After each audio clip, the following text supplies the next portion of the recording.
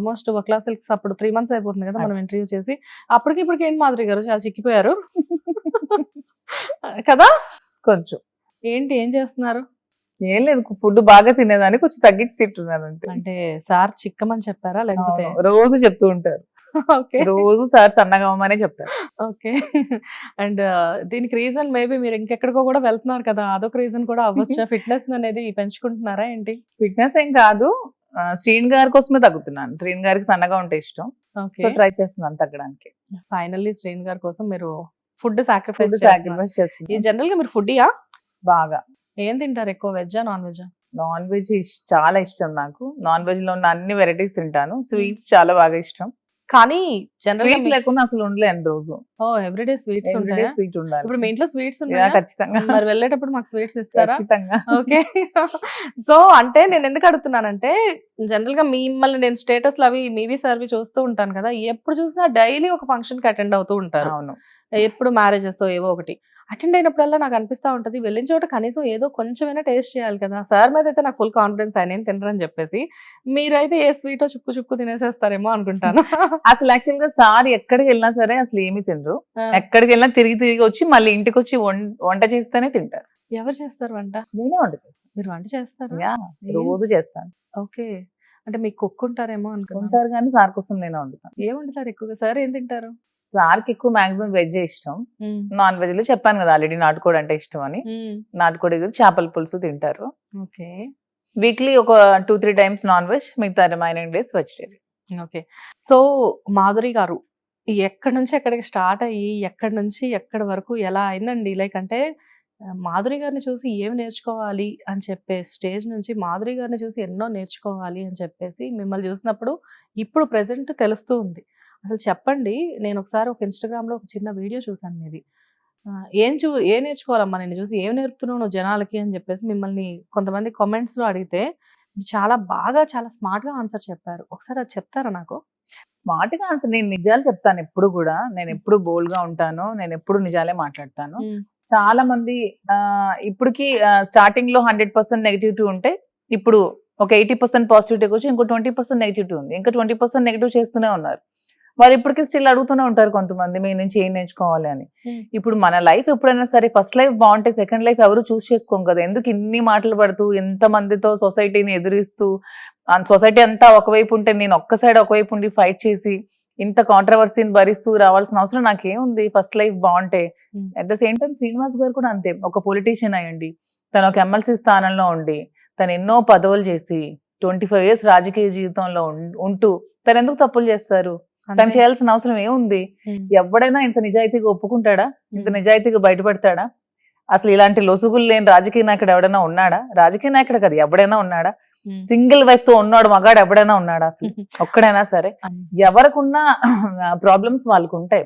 ఎవరు family life బాగుంటే ఎవరు కూడా ఈ స్టెప్ తీసుకోరు. శ్రీనివాస్ గారి ఫ్యామిలీ లైఫ్ బాగుంటే ఈ నిర్ణయం తను తీసుకోరు. నా లైఫ్ బాగుంటే నేను ఈ నిర్ణయం తీసుకొని ఉండేదాన్ని కాదు. పరిస్థితుల ప్రభావాలను మా ఇద్దరం కలిసి ఉన్నాం.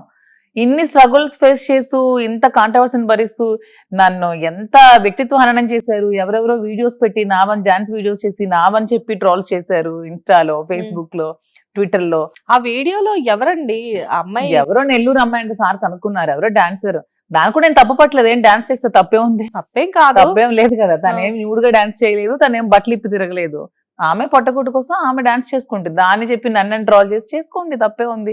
సో ఇంత నా వ్యక్తిత్వ హనన ఎంత చేశారు, నా పిల్లల్ని కామెంట్ చేశారు, ఇన్ని చేసినా భరించాను, భరించి తట్టుకున్నాను. ఇది నేర్చుకోండి, భరించాలని నేర్చుకోండి, తట్టుకోవాలని నేర్చుకోండి, పేషెన్స్ నేర్చుకున్నాను.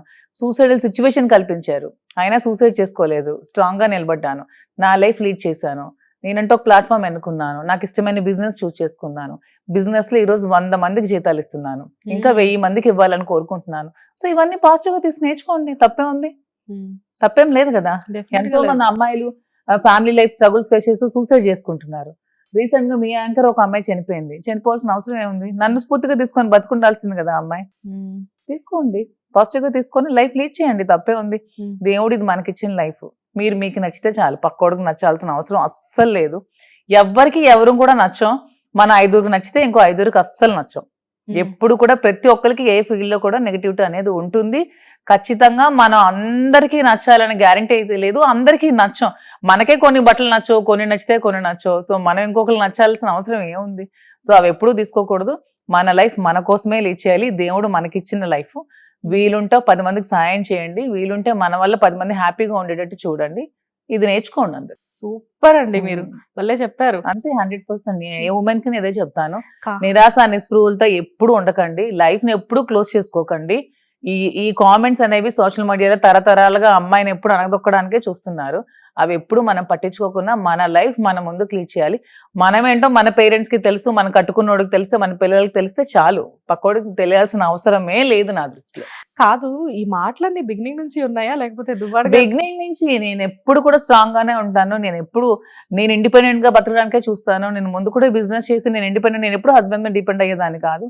నేను ఇండిపెండెంట్ గానే లైఫ్ లీడ్ చేశాను, ఇండిపెండెంట్ గా బిజినెస్ చేసేదాన్ని, డాన్స్ క్లాసెస్ చెప్పేదాన్ని.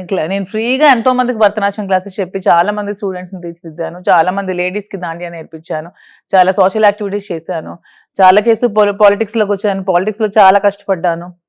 తర్వాత అప్ అండ్ డౌన్స్ మీరు అన్ని చూసారు. అయినా కృంగిపోయలేదు. ఎన్నో డబ్బులు కోల్పోయాం.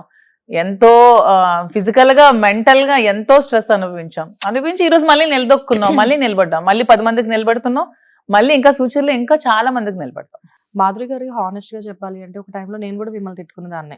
బికాస్ మాక్సిమం ఎవరైనా చెప్తున్నాను కదా, నేను కూడా తిట్టుకున్నాను. నేను ఓపెన్ గా చెప్తున్నాను మీతో.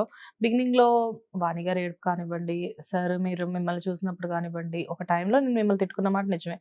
కానీ ఏంటంటే అవన్నీ పక్కకు పెడితే మీ ఇద్దరు ఇప్పుడు వాట్ యు ఆర్ డూయింగ్ అని చెప్పేసి యు ఆర్ రియల్ ఇన్స్పిరేషన్. అంటే కొంతమందికి మీరు ఉపాధి కల్పించి వకులా స్టోర్స్ పెట్టిన దగ్గర నుంచి కూడా మీ కింద ఒక 100 మంది ఎంప్లాయీస్ ని పెట్టుకొని వాళ్ళకి ఉపాధి కల్పిస్తున్నారు. అండ్ సార్ ని చూస్తే అంటే వన్స్ మీతో మాట్లాడిన శ్రీనివాస్ గారు వకులా సిల్క్స్ అనే కాదమ్మా, తన 25 years లైఫ్ లో కూడా మీరు టెక్లో ఎవరిని అడిగి చెప్తారు, తను ఒక 10 రూపాయలు ఉంటే 9 రూపాయలు 75 పైసలు కూడా ప్రజల కోసమే ఖర్చు పెడతారు.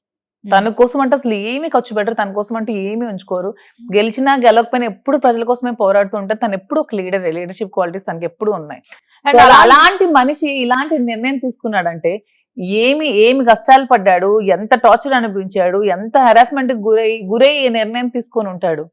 అంతే కదా, ఎవరైనా పొలిటికల్ లైఫ్ కోల్పోవాలనుకుంటారా? 25 years తను బిల్డ్ చేసుకునేది ఒక్కొక్కటి కోల్పోవాలని అనుకుంటారా? ఒక అమ్మాయి కోసం కోల్పోవాలనుకుంటారా? అనుకోరు కదా. పరిస్థితుల ప్రభావంతో అలా జరగాల్సి వచ్చింది.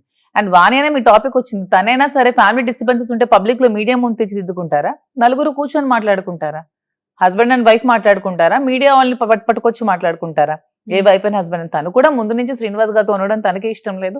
తను కూడా డైవర్స్ కావాలనే కోరుకుంది, డైవర్స్ కావాలని అడిగే సెపరేట్ అయ్యాము. అన్ని జరిగాక అమ్మాయి ఆవిడ ఇలా బిహేవ్ చేసింది. హిట్ టీవీ యాప్, ఇందులో short news, live news, entertainment shows, movies, digital magazines తో పాటు మీ జిల్లా వార్తలను కూడా ఫ్రీగా చూడొచ్చు.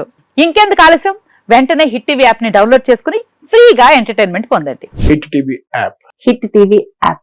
Please download hit TV app. Hit TV app ని ఫ్రీగా డౌన్లోడ్ చేసుకుని ఎంజాయ్ చేయండి. మీకు నచ్చిన ఎంటర్టైన్మెంట్ కోసం హిట్ టీవీ యాప్ ని ఫ్రీగా డౌన్లోడ్ చేసుకుని ఎంజాయ్ చేయండి. హిట్ టీవీ యాప్ ని డౌన్లోడ్ చేసుకుని ఆస్వాదించండి, ఆశీర్వదించండి. ఇంతమంది సెలబ్రిటీలు హిట్ టీవీ యాప్ ని డౌన్లోడ్ చేసుకోండి అని చెప్తున్నారంటే ఎంత మంచి యాప్ ఆలోచించండి.